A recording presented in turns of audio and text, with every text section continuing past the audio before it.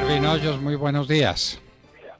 Mi doctor Londoño, un gran abrazo, muy buenos días. Me alegra poder saludarlo nuevamente.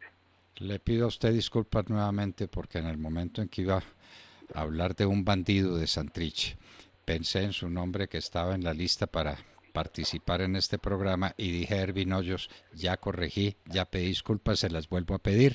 Usted es el que combate a esos bandidos y desde luego no tiene nada que ver con ellos distinto del interés por derrotarlos definitivamente. Hoy le pedimos que nos explique esto.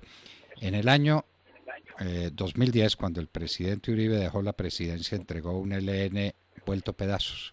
Prácticamente no existía. Pablito, el mismo Pablito estaba preso todavía y el ELN no tenía frentes en ninguna parte. Trataba de volar oleoductos en el último año. Creo que pudo hacer 4 o 5 voladuras de oleoductos sin importancia porque fue rápidamente recuperado el oleoducto. Estaba vencido y de pronto se vuelve en la gran potencia de las guerrillas y del narcotráfico en Colombia. ¿Cómo fue ese proceso, don Ervin? Bueno, mi doctor Londoño, yo le voy a hacer una reseña y les voy a crear aquí un mapa mental de lo que pasó para que ustedes lo entiendan y luego al final, si les parece, pues me hacen las preguntas para poder nosotros entender esto.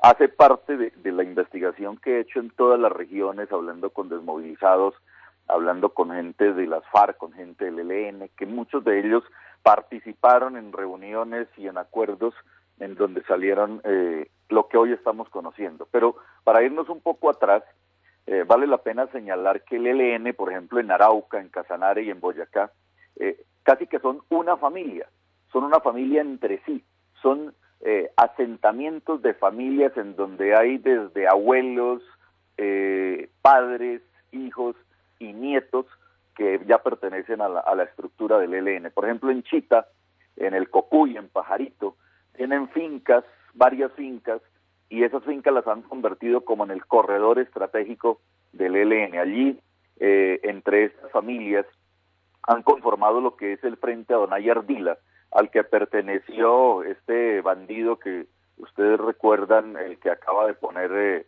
la bomba en la General Santander, José Aldemar, el Mocho. Sí, José Aldemar Rojas.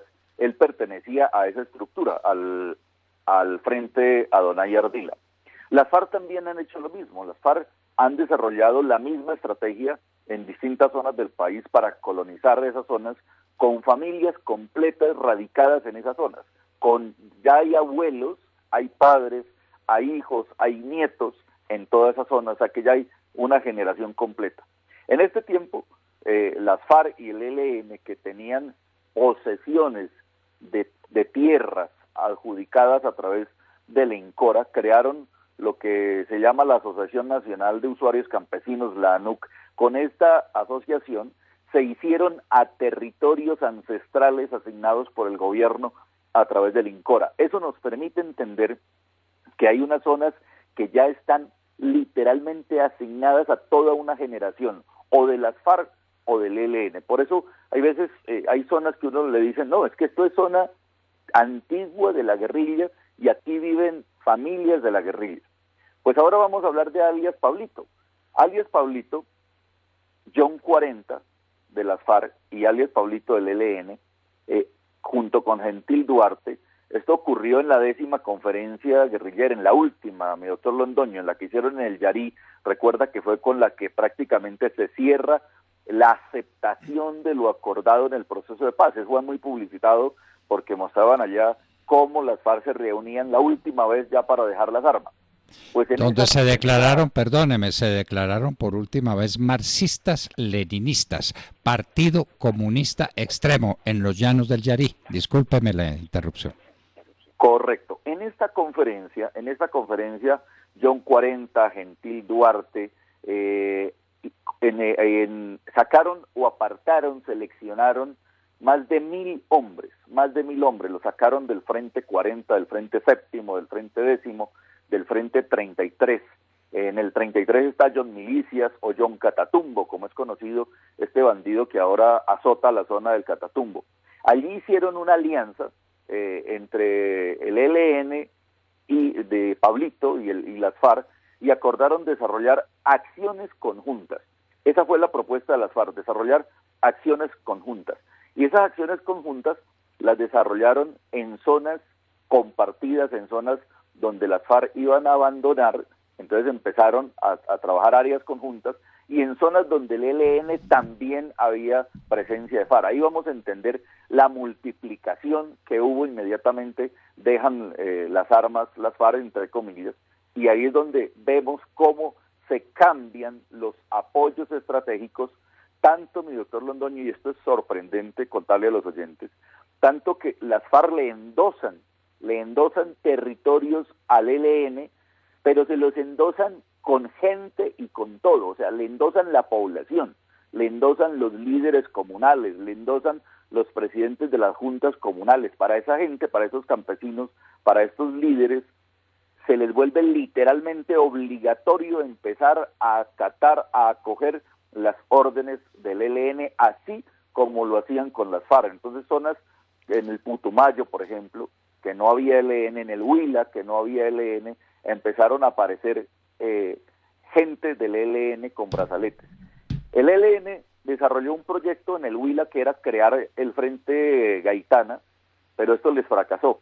Tan pronto las FARC se replegaron a los espacios territoriales, el ELN toma esos espacios con las columnas móviles, por ejemplo, con la Camilo Cienfuegos en la Bota Caucana, la Omaira Montoya en la zona del Valle, el Frente Comuneros del Sur que delinque en la zona del Tambo, de Balboa y Argelia. Esos frentes se multiplicaron en esas regiones, se expandieron. La compañía Calarcá, por ejemplo, ha delinquido en la zona de Líbano, Casabianca, Murillo, Santa Isabel, en la zona del Tolima, y de ahí pasan hacia Caldas por la parte alta, llegan a la parte alta de Manizales, Santa Rosa de Cabal, toda esa zona. Allí empezaron a hacer más ocupación en zonas donde hubo presencia de las FARC. Allí hubo traspaso de brazalete concertado entre el ELN y las FARC. Ahí le endosaron población civil a las FARC, al ELN, se les volvió obligatorio a los civiles ahora obedecerle al ELN y acatar las órdenes del ELN. Se desmovilizaron combatientes de las FARC, esto es otra cosa importante de entender, mi doctor Londoño y oyentes. Se desmovilizaron los combatientes de las FARC que estaban quemados, los que estaban en los órdenes de batalla identificados por la inteligencia militar. Todos los que estaban quemados les ordenaron desmovilizarse porque ya estaban muy pintados ante las autoridades, y a esos desmovilizaron. Los que estaban reseñados, los que tenían muchos antecedentes y entradas a la cárcel, a esos los... Bueno. Eterna historia, ¿no? Sí, no, ni para qué decir. La eterna historia, la eterna historia. Y lo peor, siempre quedamos en punta y no sabemos cómo va a terminar la historia. Pero ¿quién intercepta las comunicaciones? No, pues... Bueno, ya no tenemos al mismo personaje, por fortuna. ¿De dónde viene esto? Sí, pero de alguna parte viene, de mar. De alguna parte viene.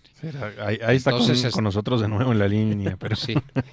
Es que nos pasa con demasiada frecuencia, Erwin, pero adelante. Estábamos pues en que zonas como en las aledañas a Manizales, en Santa Rosa de Cabal, en todos esos sitios, sí. Los milicianos o la gente de las FARC recibió la orden de obedecerle al ELN. Siga usted. Es que incluso, o sea, pensar que la gente sea endosada de un grupo a otro, eso yo no sé qué delito puede ser, mi doctor Londoño, pero le endosan la población civil, el manejo de masas, los profesores, toda esta gente pasa, y no es por voluntad de ellos, es que o cumplen la orden o se van, ¿sí? Les decía que estaban desmovilizando los... O se van para el otro mundo. Por eso, se van sí. o los matan, sencillamente.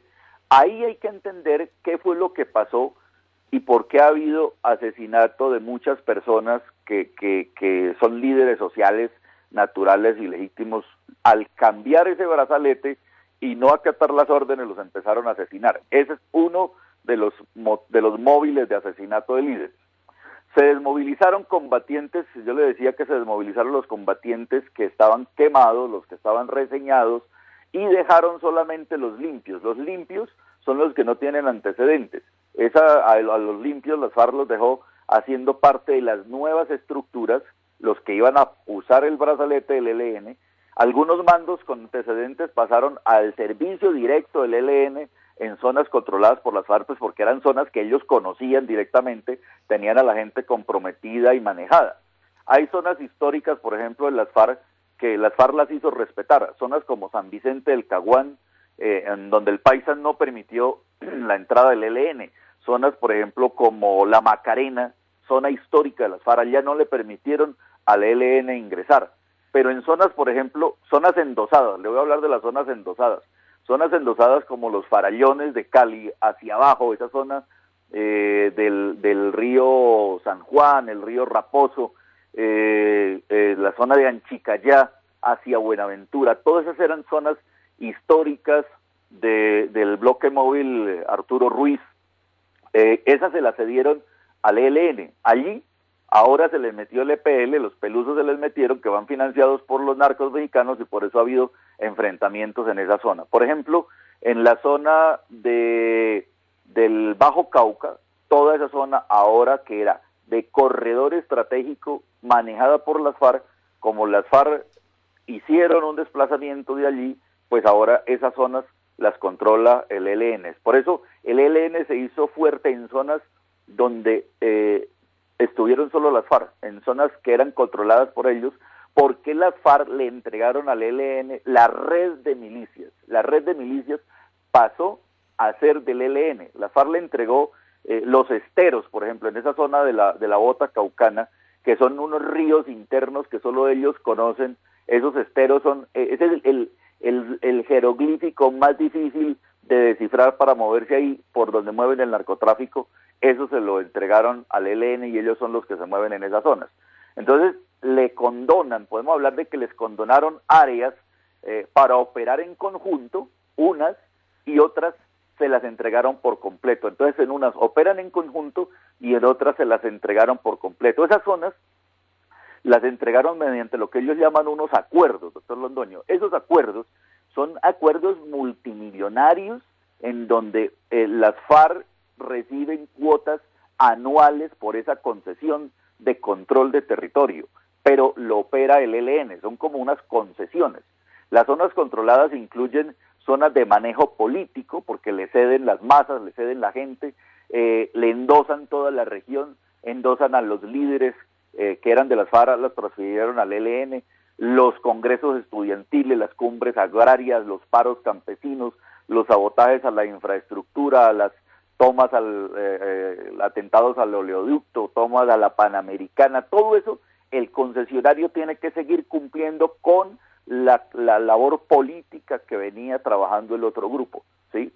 Uno de los compromisos, por ejemplo, que adquirió el ELN fue respetarle las grandes extensiones de tierra a las FARC, las haciendas, los hatos ganaderos, todo eso está dentro de la concesión, ¿sí?